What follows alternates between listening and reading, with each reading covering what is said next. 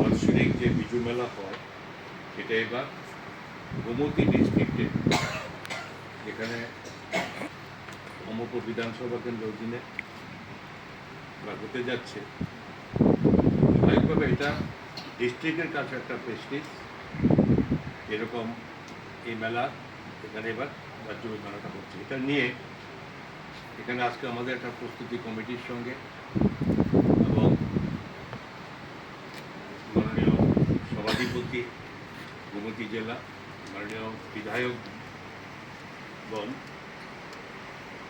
এবং এখানে আমাদের district magistrate collector, Gomati district এবং এসপি সাহেব থেকে শুরু করে সমস্ত লাইন ডিপার্টমেন্টের যারা অফিসার সেখানে আছেন, অন্যান্য জনপ্রতিনিধিরা যারা এখানে আমাদের পঞ্চায়েত সমিতির চেয়ারপারসন এখানে আছেন, এবং মেলা কমিটি, প্রস্তুতি কমিটি যারা এখানকে সমস্ত যারা কার্যকর্তা, এবং তাদের আপনাদের সকলকে নিয়ে এখানে একটা বিস্তারিত আলোচনা মাননীয় আমাদের জেলা ম্যাজিস্ট্রেট সাহেব আপনাদের কাছে ব্যাখ্যা রেখেছেন। এবং আপনাদের দেওয়া গত বছরের যেটা একটা যেভাবে আপনারা করেন সেই মেলা নিয়ে এবছরও আমরা সেটা নিয়ে ডিসকাশন করেছি। ডিসকাস করার পরে এতটুকু হয়েছে যারা কোন কোন ডিপার্টমেন্ট কীভাবে ইনভলভমেন্ট হবে সেটা নিয়েও বিস্তারিত ব্যাখ্যা হয়েছে।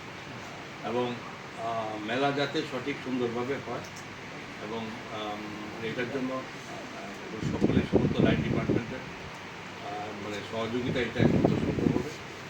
এবং মানে ডিস্ট্রিক্ট ম্যাজিস্ট্রেট তো অলরেডি বলেছেন এটা নিয়ে উনিও আবারও একটা সেকেন্ড টাইম মিটিং ডাকবেন আপনাদের যা যাদের প্রয়োজন মেলা কমিটিকে নিয়ে।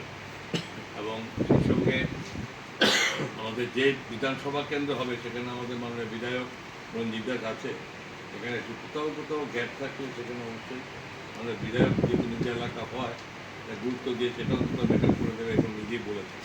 সুতরাং মেলা সুন্দর হোক এবং আমিও চাই, তবে আমাদের সরকারও পরিষ্কারভাবে, আমি মাননীয় মুখ্যমন্ত্রী এখানে সমস্ত সম্প্রদায়ের মানুষকে নিয়ে আর বিশেষ করে জনজাতি অংশের মানুষকে নিয়ে টোটাল তাদের ধর্মীয় সংস্কৃতি, কৃষ্টি সংস্কৃতি এটাকে যাতে সকলে সঠিকভাবে মান্যতা দিতে পারে এবং এটা যাতে প্রত্যেকটা কমিউনিটি তার নিজের নিজের সংস্কৃতিকে শক্তিশালী রূপ দিতে পারে, এটার জন্য আমাদের সরকার তথা রাজ্য মাননীয় মুখ্যমন্ত্রী এটা খুব গুরুত্ব নিয়ে দেখছে। আমি একটু আগে বলেছি যে আমরা যখন সব জায়গাতে যাই ছোটোখাটো বড় অনেক জিনিস, কোথায় অনেক ছোটো ছোটো উঁচু সম্প্রদায় থেকে শুরু করে অনেকগুলো ছোটো ছোটো সম্প্রদায় আছে এবং এদেরও উৎসবগুলো ছোটো আকারে হলো আমরা মোটামুটি যেখানে থাকে সময় থাকে বিভিন্ন নেতৃত্বরা সেখানে মন্ত্রীরা সেখানে যায়।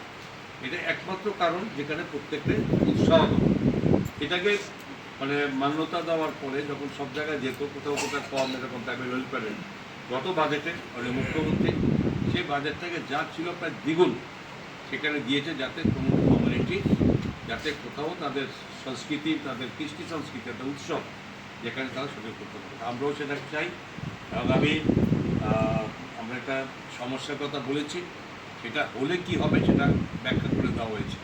আমরা ডিস্ট্রিক্ট ম্যাজিস্ট্রেট সাহেব বলেছেন যদি ইলেকশন যদি পার্টিকুলার ডেটে হয় তার জন্য কিছুটা একটা মানে মানে রেস্ট্রিকশন সেখানে অটোমেটিক্যালি নিতে হবে।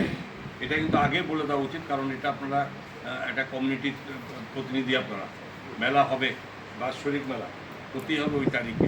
সুতরাং এই সম্পর্কে আপনাদেরও সেভাবে তৈরি থাকতে হবে। যে ধরনের পরিস্থিতি হলে যে পরীক্ষায় মেকআপ করা এবং অ্যারেঞ্জ মানে এটাকে বলে যাতে কোথাও ভুল ব্যাখ্যা না হয় এটার জন্য আপনারা নিজস্ব এটা খেয়াল করতে হবে। এটা আমার মূলত বক্তব্য। মেলা হোক, মেলা সাকসেসফুল হোক এবং তারা খুব ভালোভাবে হোক, যাতে গোমতী ডিস্ট্রিক্টে এবার আপনারা কমিউনিটি বেছে নিয়েছেন যে এখানে হবে, এটা আমাদের প্রত্যেকের দায়িত্ব পড়ে যে মেলাটা সুন্দর স্বাভাবিক এবং সবার মানে ইয়েতে সঙ্গে মিলিতভাবে উৎসবে হোক, এটা আমি কামনা করি।